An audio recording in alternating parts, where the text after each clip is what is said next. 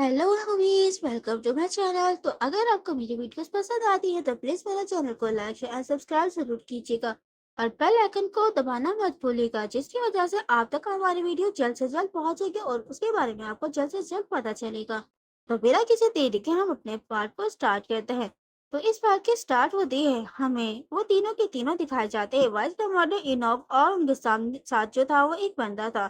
वो कहता है कि आपको सर थोड़ी देर तो आराम कर लेना चाहिए। जब से हम यहाँ पर आए हैं आपने अपनी पलक तक नहीं झपकाई है। आप बस इस तरह के काम में लगे ही पड़े हैं। आपको थोड़ी बहुत आराम करने की जरूरत है। जबकि इन्हों उसको बहुत ही ज्यादा गुस्से में देखता है और उसको काफी ज्यादा थका हुआ लग रहा था। और उससे वो कहता है, क्या मैं तुम्हें थका हुआ लगता हूँ? तुम्हें काफी ज्यादा थकी महसूस हो रही है देख के लगता है। लेकिन वो पर्सन घबराते हुए उसको कहता है, नहीं नहीं, ऐसी बिल्कुल भी जरूरत नहीं है। मैं बिल्कुल भी थका हुआ नहीं हूँ, बल्कि मैं तो यहाँ पर एज एग्जीक्यूटिव एड के तौर पर आपके पास आया हूँ, जो कि सब्जेक्टिंग टीम के साथ एक मौजूद होता है। तो इनो कहता है, तो अच्छा ऐसी बात है तो चलते रहो, हमारे पास यहाँ पर टाइम जाया करने के लिए बिल्कुल भी वक्त नहीं है। हमें एक मंथ के अंदर ये सारी की सारी चीजें खत्म करनी होगी, इससे पहले कि मेरी बेटी अकेडमी से वापस आ जाए। जिस पर वो बंदा जो कि एड बन के आया हुआ था वो कहता है कि लगता है आप अपनी बेटी के बारे में काफी ज्यादा फिक्रमंद है। वो अभी ट्रेनिंग सेंटर में ही है और वहां पर गए हुए हो सकता है कि उसे 6 से 7 महीने लग सकते हैं, क्योंकि उसे भी लगभग इतना ही टाइम लगा था। जिसकी इस बात पर इनोक तो आग बबूला होते हुए उसको कहता है कि तुम मुझे अपने अपने आप को मेरी बेटी से कंपेयर करने की कोशिश कर रहे हो। मेरी बेटी एक जीनियस है जो कि एक मंथ के अंदर ये सारी चीजें खत्म करके वापस आ जाएगी। वो ऐड कहता है, हाँ ऑफ कोर्स आप सही कह रहे हैं, लेकिन सच में एक जीनियस बंदी है जैसे कि रूमर्स सुन रहा हूँ मैं। और हालांकि टावर लॉर्ड ने भी इन सारी चीजों के बारे में अपने आप खुद से कहा है इसके बारे में, क्योंकि उन्होंने इतने टाइम तक उनके ऊपर नजर जो रखी है। वैसे देखा जाए तो जब उनकी क्लास शुरू हुई है आपके लिए काफी ज्यादा मुश्किल भरा हो सकता है ना। और वैसे अगर देखा जाए कि जब से स्टार्ट हुआ है अकेडमी सेशन, तब से अब तक कोई भी डॉस लेवल का बंदा वहां पर अब तक उसने एडमिशन नहीं लिया है। इस साल ललित वो पहली और इकलौती बंदी है जो कि वहां पर डॉस लेवल की बंदी आई है। ओह वाकई में ये तो कमाल का है। उसकी इस बात पर वो कहते हैं, जैसे इनोक की तरफ देखता है इनोक के तो एक्सप्रेशन ऐसे डार्क हो जाते हैं कि बस उसको मौका मिले और वो उसको एकदम से मुकम्मल उधेड़ धुड़ के रख दे, मार मूर के रख दे। सामने की तरफ वाइस कमांडर देख के कहता है, इसका बिहेवियर तो दिन ब दिन खराब होता चला जा रहा है। आगे इनोक कहता है, मैं इस बारे में फिक्रमंद हूँ, क्या उसने अब तक खाया भी होगा या नहीं। जिस पर एड कहता है, आप क्या कह रहे हैं, क्या उसने अब तक खाया नहीं होगा? ऑफ कोर्स नहीं, मैंने कुछ भी नहीं खाया। जिसमें इनोक कहता है, मैं तुम्हारी बात नहीं कर रहा हूँ, मैं अपनी बेटी की बात कर रहा हूँ। वो कहते हैं, अच्छा हाँ, ट्रेनिंग सेंटर में खाना काफी अच्छा होता है और वहां पर खाने की टाइमिंग भी काफी ज्यादा बेहतर है। अब तो वहां पर काफी अच्छा हो गया है। लेकिन इनोक सर पकड़ता हुआ कहता है, मैं जब वहां पर मौजूद था ना, वहां का खाना ऐसा था जैसे कि कचरा। मैं ये सोच रहा हूँ कि मेरी बेटी इन सारी चीजों को कैसे झेल रही होगी। Oh damn it! मैं इन सारी चीजों को बिल्कुल भी नहीं भूल पा रहा, ना मैं अपनी बेटी का चेहरा भूल पा रहा हूँ। पीछे से वाइस कमांडर कहता है, इस वक्त एक ही दिन हुआ है उसे वहां पर गए हुए और तुम इस तरह की बातें कर रहे हो। वो कहता है, क्या इतना ज्यादा टाइम गुजर गया है? पीछे से वाइस कमांडर कहता, ओह ये आदमी तो बस मेरी समझ से बाहर है। लेकिन वो साथ साथ ये भी कह देता है कि वाकई में तुम्हारे साथ होना है ना, बहुत ही ज्यादा एंजाइटी से कम नहीं होगा अब तुम्हारे लिए। तो मुश्किल है, तुम्हें एंजाइटी फील हो रही होगी, लेकिन वो काफी ज्यादा खुश होगी। वो अपनी पहली आजादी देखकर काफी ज्यादा खुश होगी।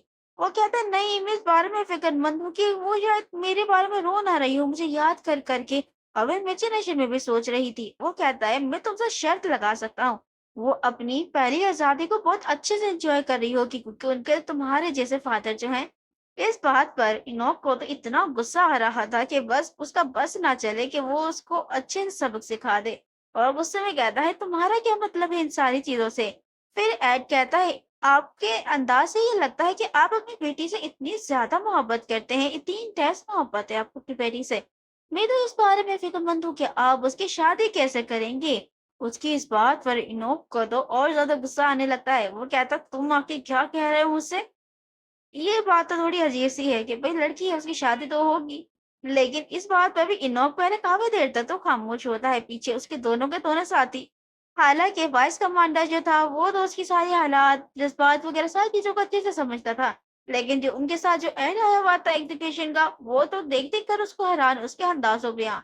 क्या ये ट्यूब हो सकता है? ऐसा कैसे हो सकता है? इसके अंदाज़-ओ-बयान तो काफ़ी ज़्यादा अजीब से हैं।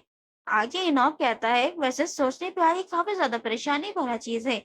मेरी बेटी मुझसे दूर होने पर बहुत ज़्यादा नफ़रत करेगी, लेकिन सारी की चीज़ ये है कि उसे एक ना एक दिन किसी से तो शादी करनी होगी ना। मैं इस बारे में बिल्कुल भी उसकी मदद नहीं कर सकता। अगर वो किसी के साथ शादी नहीं करना चाहेगी, तो मैं उसको ज़ोर भी नहीं दूँगा। मैं सारी ज़िंदगी उसके साथ रहूँगा और वो ये कहते हुए काफ़ी ज़्यादा खुश हो रहा था। जबकि उसका फुल अपेयरेंस में दिखाया जाता है कि वो पूरी तरह से खून में सना पड़ा था, वो भी मॉन्स्टर के ब्लड में। उसके बाद सीन शिफ्ट होता है और हमें दोबारा से सीन दिखाया जाता है अकेडमी का। जिस वक्त लिलित अपनी सीट पर बैठी हुई थी और सोच रही थी कि मैंने पूरा एरिया सर्च कर लिया है, लेकिन अब तक मैं इसको नहीं ढूंढ पाई हूँ। आखिर वो किस जगह पर वो छुप सकता है। वो इस नॉवल के एक ऐसे करेक्टर के बारे में बात कर रही थी जो कि एक कॉमनर था, एक मंचली कॉमनर था, और उसकी रेडिकुलस पावर जो बेइंतहा ताकतवर थी, उसका नाम जेमिन तरह था। और वो इस नॉवल का एक बहुत ही ज़्यादा अच्छा एक सपोर्टिंग कैरेक्टर था, जिसने अच्छी खासी स्टोरी को रुख चेंज करने में बहुत ज़्यादा मदद दी थी। और हालाँकि जैसी स्टोरी थी, उसके मुताबिक उसकी और किशिरा की इस अकेडमी में ही मुलाकात होने वाली थी। लेकिन अब तक मुलाकात होना तो दूर की बात, मैंने तो उसको देखा तो नहीं है। तो वो चशीरा से पूछती है कि बाय एनी चांस कि तुम किसी लड़के से मिले हो जो कि हालाँकि तुमसे काफ़ी करीब हो, तुम अगर मिले हो तो तुमसे क्या करीब हो? जिस पर वो कहता है, मेरे यहाँ पर कोई भी दोस्त नहीं है। ललित मुँह बनाते हुए कहती है, अच्छा ऐसी बात है। जबकि दोबारा से चेशिरा पूछता है, आखिर तुम मुझसे ऐसे क्यों पूछ रही हो? ललित कहती है, मैं काफ़ी ज़्यादा परेशान हूँ और क्यूरियस भी हूँ। उसका नाम जेमी तरह है। उसके रेड कलर के हेयर हैं और वो तुम्हारी तरह ही एक कॉमनर है। उसके पास व्हाइट बैज है। मुझे लगता है तुम दोनों एक एज के होगे और तुम्हें एक दूसरे के साथ बातचीत करने में, दोस्ती करने में काफी ज्यादा मजा आएगा। लेकिन जशीरा के अंदाज़ बयान से तो लग रहा था जैसे कि वो जेलस हो रहा है। वो कहता है, क्या वो हैंडसम है? उसकी इस बात पर ले ले, तो क्या कह रहे हो तुम? मुझे समझ नहीं आ रही। लेकिन वो उससे कहती, तुम आखिर तुम्हारा बोलने का मकसद क्या है? जिस पर वो साफ साफ बता देता है कि तुम्हें शायद अच्छे चेहरे पसंद है ना, शायद इस वजह से, और इसी वजह से तुम गार्लियन से बात कर रही थी और तुम मुझसे भी बात कर रही हो। लिलित हैरानगी से कहती है, आखिर तुम ये क्या वाली चीजें मुझसे कह रहे हो? तुम इतनी अजीब अजीब चीजें तुम्हारे जहन में आखिर आती कैसे हैं? जिस पर वो कहता है, तुम उन सारी चीजों को इसलिए पसंद करते हो क्योंकि वो उनके पास हैंडसम चीजें हैं, वो हैंडसम लगते हैं। लिलित का तो दिमाग खराब हो जा रहा था, इसका तो पागल हो गया है ये तो, सच में। फिर वो चिल्लाते हुए उसको कहते हैं, ये सारी मिसअंडरस्टैंडिंग है, तुम गलत समझ रहे हो। लेकिन जशीरा कहता है, हाँ हाँ मैं समझ गया हूँ, कोई ऐसी बड़ी बात नहीं है। लेकिन लिली चिल्लाते हुए कहती है कि तुम आगे क्या बात कर रहे हो? झूठ बोलना बंद करो। तुम्हारे पास अच्छा चेहरा है, तुम इस बात पर कह रहे हो ना? तो इस बात पर तो बिल्कुल भी यकीन करने की जरूरत नहीं है। तो आगे वो उससे पूछता है, तो फिर क्या वजह है? तुमने तुझसे मुलाकात में ही देखकर मुझे कह दिया था कि तुम मुझे पसंद करती हो। उसकी इस बात पर उसे भी अपनी गलती रियलाइज होती है कि उसे उस जगह पर उसको ऐसा नहीं कहना चाहिए था। फिर वो कहती है, ओह मैंने वो इस वजह से कहा था क्योंकि मैं तुम्हें पसंद करती हूँ। और वो लम्हा याद आते ही उसका तो दिमाग खराब हो जा रहा था। लेकिन ऑब्वियस सी बात है, उसने अपने प्रीवियस लाइफ में इतने ज्यादा इसके नॉवेल्स के बारे में इतना ज्यादा पढ़ा था, लगभग 9 से इसके वॉल्यूम्स थे। हाथ है इतने ज्यादा वॉल्यूम, और इसने बड़ी एतमाद के साथ सारे के सारे वॉल्यूम्स को बहुत अच्छे से पढ़ा था। तो इस वजह से इसके लिए तो इसका मेन कैरेक्टर तो सबसे ज्यादा अच्छा और बेहतरीन है, और उसके लिए ये बहुत ही ज्यादा पोजेस है। और उन सारे के सारे वॉल्यूम्स में जब भी कोई इससे बात करता है या इस तरह की बात होती है, तो वो यही सोचता है कि वो अच्छा दिखता है, तो इसी वजह से लोग उससे बात करते हैं। हालांकि वो ये भी सोचता था कि अगर वो अगली होता तो कोई उससे बात नहीं करता, लेकिन अब उसे इसके जहन से ये बात निकालनी होगी। तो वो उसके सामने चेयर पर आ जाती है, सीट पर हाथ मारते हुए कहती है, तुम मेरी बात गौर से सुनो, गौर से देखो मेरी तरफ। तुम्हारा चेहरा अच्छा है, इस वजह से मैं तुम्हें पसंद नहीं करती। मैं तुम्हें इस वजह से पसंद करती हूँ क्योंकि तुम एक अच्छे इंसान हो। तुम्हारे चेहरे से कोई भी फर्क नहीं पड़ता। आखिर अगर तुम्हारा चेहरा एक वर्क मार्क होता या किसी स्टीम बन की तरह होता या किसी टोस्ट की तरह होता ना, तब भी मैं तुम्हें इसी तरह बात करती, इसी तरह तुम्हें पसंद करती और इसी तरह तुम्हें पसंद करती ही रहती। उसके इस तरह की बात करके वो काफी ज्यादा हैरानगी से उसको देख रहा होता है। माहौल काफी ज्यादा अच्छा हो जाता है, लेकिन अगले ही लम्हे पूरी क्लास खामोशी से उन सबकी बातें सुन रही थी। लेकिन लिलित को किसी की नजरों से कोई फर्क नहीं पड़ रहा था, वो तो बस अपनी ही दुनिया में खुश थी।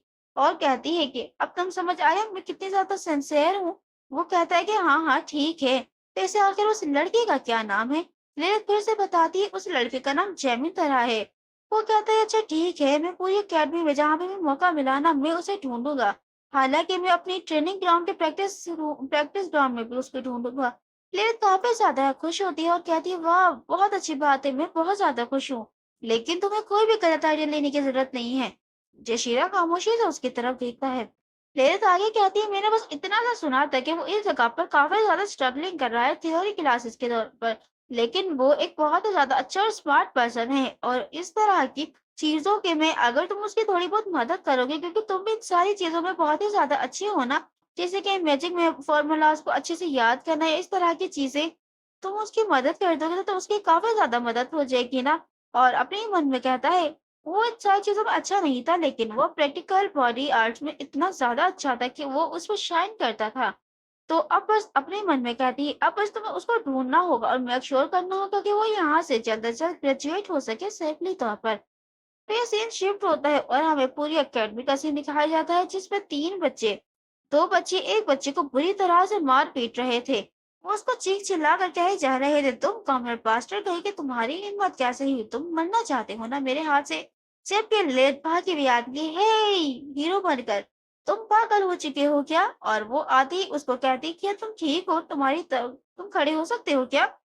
फिर वो देखती है उसके चेहरे में बहुत बड़ा निशान हो गया था।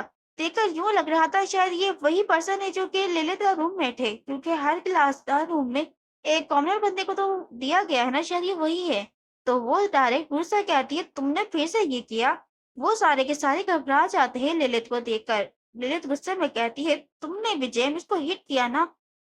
आगे ब्रूस कहता है ये डिजर्व करता है ये सारी की सारी चीजें, तुम देखो आखिर इस तरह की चीजों को। और उसी वक्त वो उसे अपना मुंह दिखा देता है जो कि बुरी तरह से सूजा पड़ा था और कहता है इस कॉमनर ने मुझे जोर से थप्पड़ मारा है, जबकि वो बंदा काफी ज्यादा एरोगेंटली दूसरी तरफ देख रहा था। तो इसी के साथ हमारे इस पार्ट की इसी जगह एंड होती है। तो मिलते हैं हम अपने अगले पार्ट में, जब तक के लिए सी या बाय बाय।